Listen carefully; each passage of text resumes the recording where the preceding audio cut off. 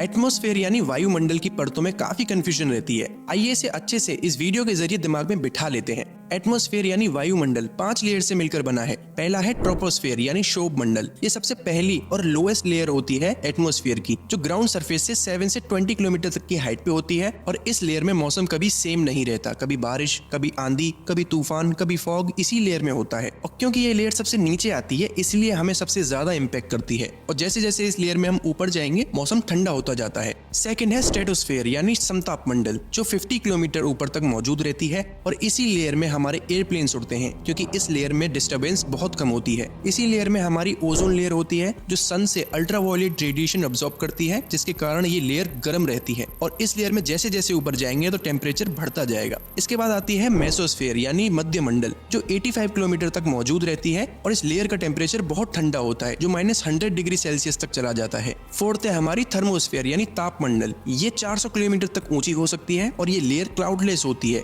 और इस लेयर का टेम्परेचर 2000 डिग्री सेल्सियस तक गर्म हो जाता है, इसीलिए इसे ताप मंडल कहते हैं। और अर्थ ऑर्बिट सैटेलाइट्स भी इसी लेयर में मौजूद होती हैं। सबसे एंड की लेयर है एक्सोस्फेयर यानी बाह्य मंडल, जो 10,000 किलोमीटर तक फैली हो सकती है। और इस लेयर की ग्रेविटी बहुत कम होती है, इसीलिए सैटेलाइट्स इस लेयर में घूम पाती हैं। अगर ग्रेविटी ज्यादा होती तो अर्थ सैटेलाइट को नीचे खींच लेती।